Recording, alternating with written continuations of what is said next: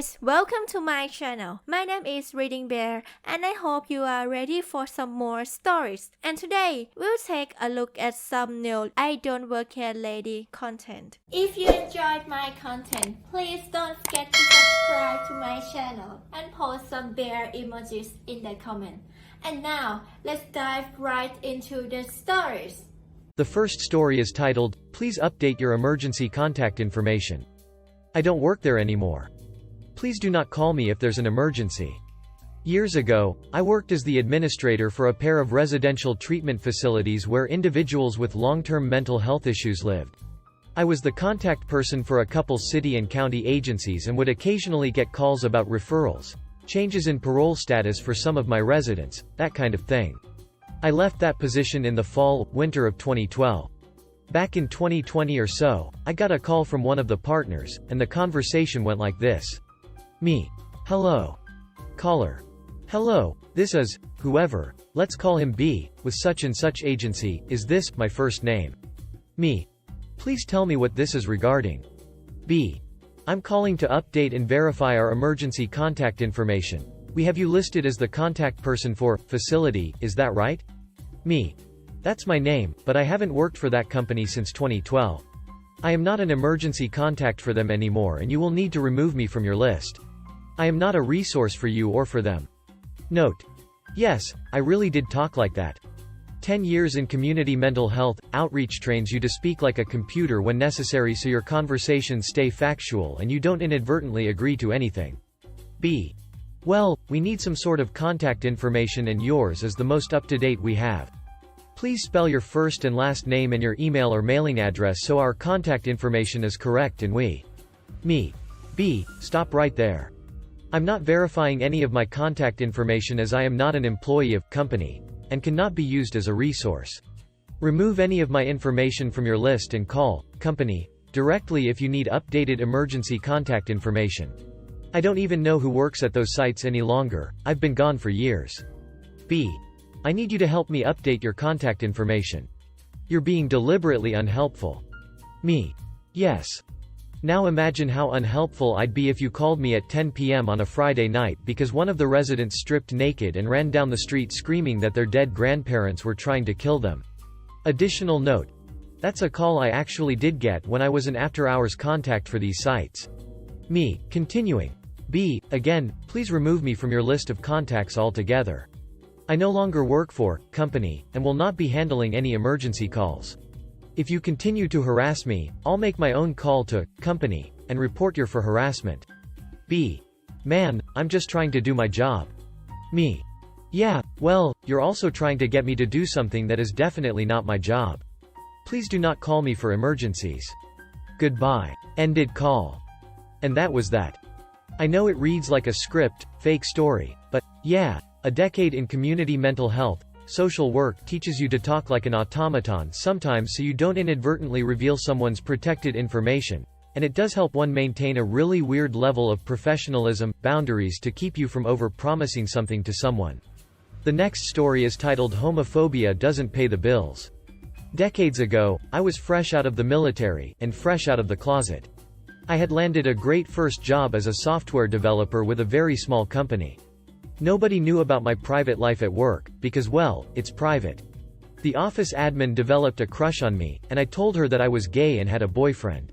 She thought it was a terribly funny joke on her that she didn't pick up on me being gay. So, she told it as a story on herself around the office. Our VP was a homophobic woman. Basically, she didn't like anybody who wasn't white, male, right-wing and Christian. Since the office gossip was she was sleeping with the owner, and both were married to other people, her version of Christianity had a few loopholes in it. I had spent most of the day helping a sales guy set up a database on his computer to track customers. Yeah, D-Base 3. Totally easy to write an app over the phone. She calls me into her office at 5 p.m., tells me there's gossip about me and that she can't have me working there anymore. My team was furious with her. We were a tight development team and this really blew up quickly. I quietly said goodbye, packed up my stuff and drove home to tell my boyfriend I was unemployed for the first time in my life. I started a contract job that paid twice what I had been making. After 2 months, my former VP calls me and asks if I would work on the software project, freelance. She offered my former rate, to which I said no. I told her $50 an hour, which was like 5 times my salary. She said no. A week later she calls back and says, "We really need you on this." I asked her, "Are you saying you can't finish this without me?" "Yes," she replied. I said, "You should have thought of that before you fired me for being gay." Within a month, the whole software project was shut down. But, my former teammates started their own company and contracted the work from her at 5 times their previous salary. Her bigotry cost her inexpensive and reliable employees, rattled the entire office at the budget hit and made her look like a fool. The next story is titled "Got Cussed Out While Loading Groceries into My Trunk." So, there was about 3 carts in a parking space across from where I parked in the Walmart parking lot, and I was loading my groceries in the trunk. Lady goes to pull into the space with 3 carts and stops, honks. Waits. Honks again, then gets out and shouts at me, "Why won't you just do your effing job? Get these carts out of the way," as she's moving them violently. I tell her, "I don't work here."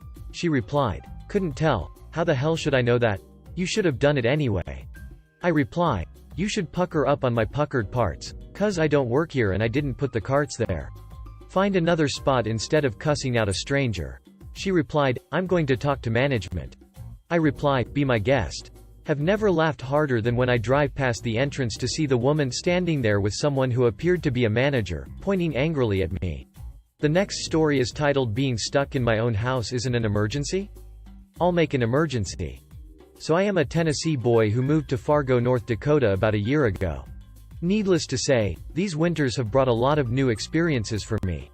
So far there's been about 4 feet of snowfall this winter. It stays cold enough here that it doesn't melt. Luckily, my property management group takes care of the plowing, or so they said. I live on an end unit where they pile the snow they plow from the roads. This is frustrating, because it blocks the route I take to get to my yard. My pup and I have difficulty getting to the yard, but I've carved steps into the snow to make it easier. So I have a 15 feet pile on the right side of my town home, and to the left side, I have my neighbor's driveway. Last night there was a wind blizzard.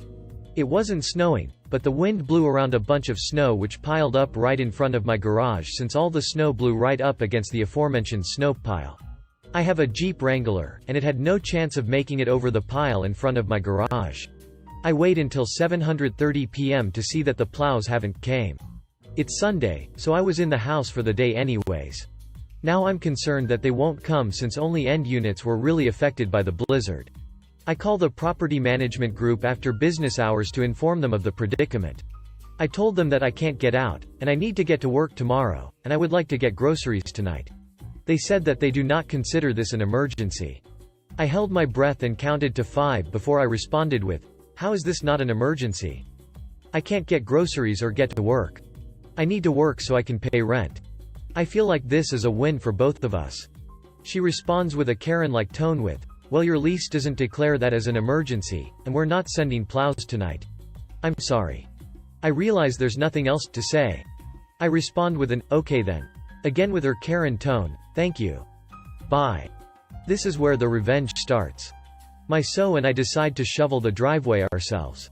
Just my vehicle's side since she has the day off. Tomorrow. We shovel outside where the wind chill is -30 for an hour and a half. Since I can't toss snow 15 feet into the air on top of the snow pile, and it would be very rude to throw it in my neighbor's driveway, I decide to throw all of it on the road. I almost quit a couple of times, but through revenge-inspired determination, we finished. Once we had been shoveling for about 30 minutes, we noticed the other neighbors on other end units started following suit, and throwing their snow on the road. Now the whole neighborhood has about 5 massive snow piles in the street that no normal vehicle will make it over. I figure my so and I have burned enough calories to get a frozen hot chocolate from DQ. I take the Jeep out, for a 30-minute round trip. As I'm sipping my delicious frozen beverage and seeing my garage door open, I see that there's a plow picking up all the snow from the roads in everyone's driveway. For some reason, the sound of plows picking up all the snow made my frozen hot chocolate the best one I've ever had. The next story is titled "Man Refuses to Believe I Am the Office Lady, and Insists I Don't Work Here." It's funny, because I am exactly the kind of person who is always mistaken for an employee. I guess I have that walk or whatever it is that people cue off of. I'm an office manager at a church, and an atheist, because life is funny, and was sitting at my desk doing my thing when a guy from our pest control company comes in. Him. Hi, I'm Freddie with Pest Control Company. I usually talk with I can't remember her name, the older woman who works in this office? Me. Hi Freddie, I'm Nian Fuzzball, the office manager. You probably spoke with me actually. Him. No, it was a few months ago. The office lady was much older. She let me into the kitchen. Me. Well, I can let you into the kitchen, that's no problem. Here's my card. Hands him my office manager biz card. Him. Gosh, I just can't seem to remember her name. She works here in the office. Me. Well, I work here in the office, so you'll be stuck with me from now on.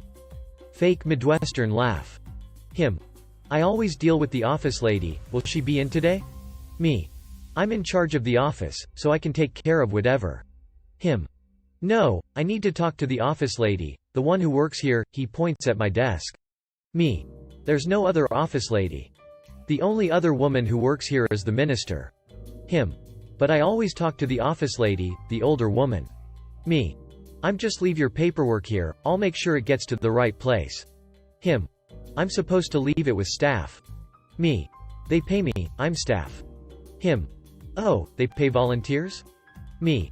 I'll make sure the paperwork gets to the right place. Him. Is she your mom or something, is that why you're helping out? Guys, I swear it was me. I've been here for years. It's my office. I'm the only one who works here. I'm the one who deals with vendors. I am the older woman he talked to. But by the end of this he honestly had me doubting it. Eventually he gave up and agreed to give me the paperwork to give to her when she comes in, and went to spray for bugs. I guess I'm officially an old woman, but can pass as a younger version of myself with my mask on. The next story is titled Finally Got to Tell a Junk Customer How Every Clerk Felt About Assisting Them. This happened a few years ago, but it felt oh so satisfying. Kinda long. TLDR, I told a customer at a store I no longer worked at how I and every other clerk felt about helping them. Former manager confirms my statements. For a period of time I worked for a New England-based hardware, home and garden store. We had a customer that was the most impolite individual. Definitely thought of retail people as lower than himself and treated every clerk with contempt. In this there's me, JC, junk customer, SM store manager. Well, my course had changed and I moved on from said job and was working as a carpenter and was in that location to buy something for a project I was working on. The uniform at the store was a dark green polo and a dark green fleece as a cover-up.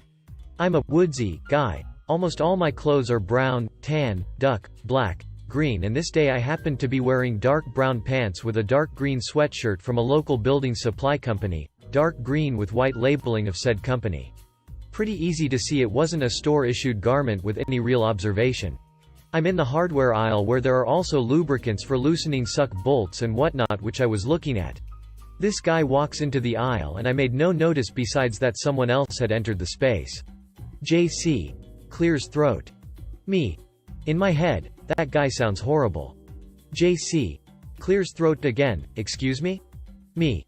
Sorry, thinking I'm blocking the shelving, he needs something off and moving over. JC. No, you're supposed to help me. Me. No, I am not, I no longer work for this company. JC. That's bullsh asterisk. I see you in here regularly. You're even wearing a uniform. Me. This is a insert building company sweatshirt, pointing out the label on my breast. I haven't worked here for almost a year, and the reason I'm in here regularly is because like you it's the closest hardware store to my house. JC.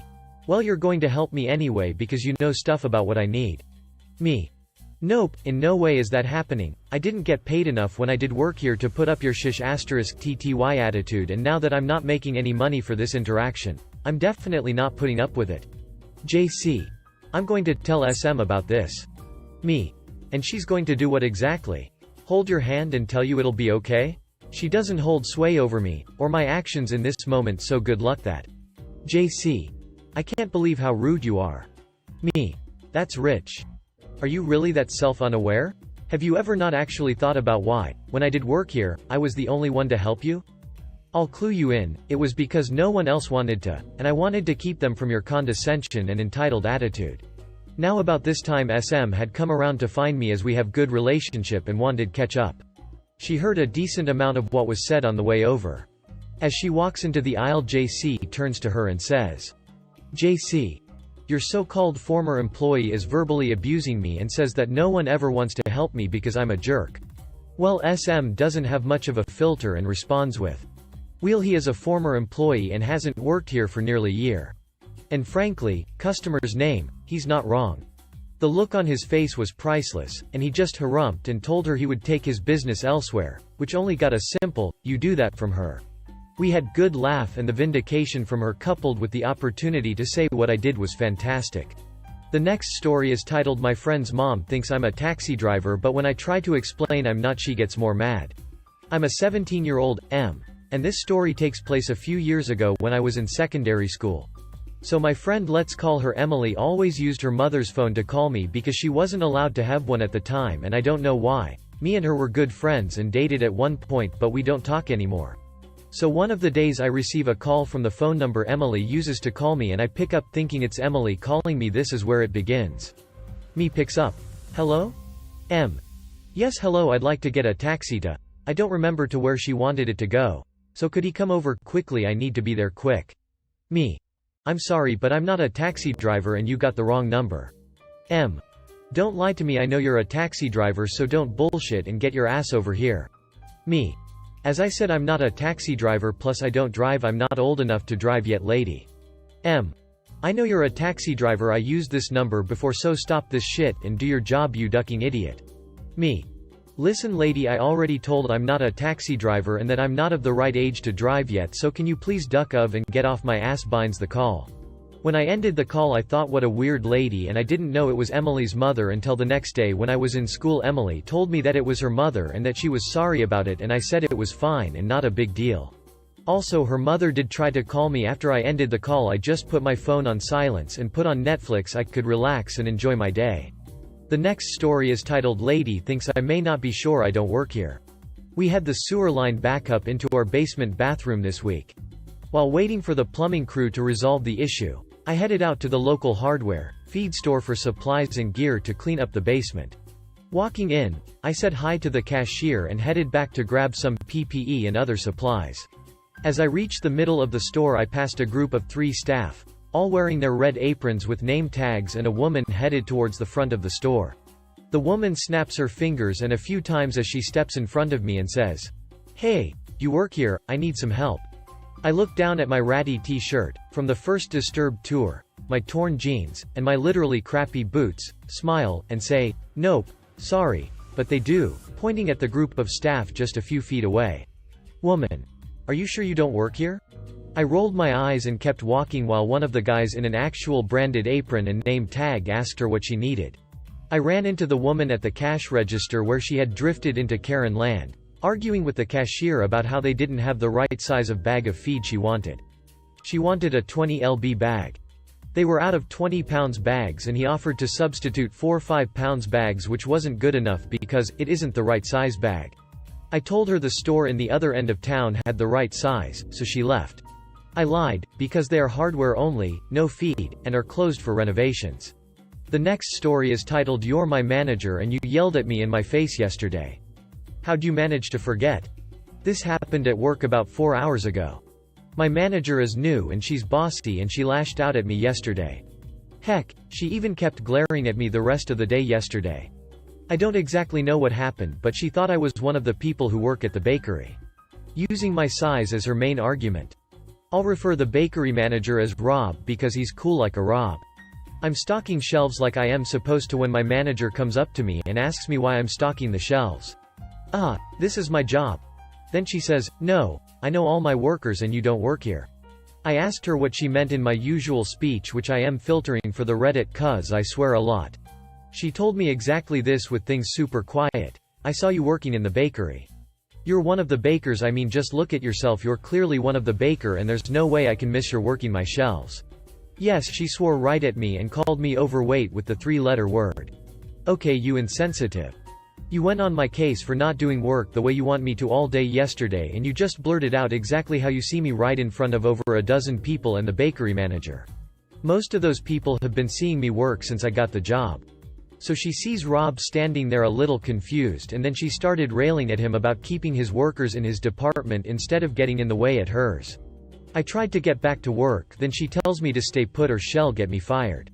Yeah, okay, you threatened to do that yesterday for not doing my job the way you want me to.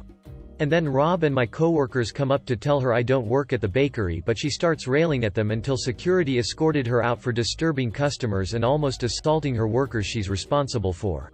By disturbing customers I mean getting in their faces for trying to ask her to calm and quiet down.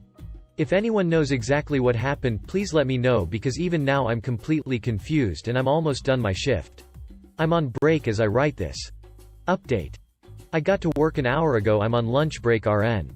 HR is thoroughly investigating her, and Rob told me that she has a record of using IDK if I should be concerned, but I'm told not to expect to be working for or with her ever again. If you enjoyed the video, please subscribe to the channel and post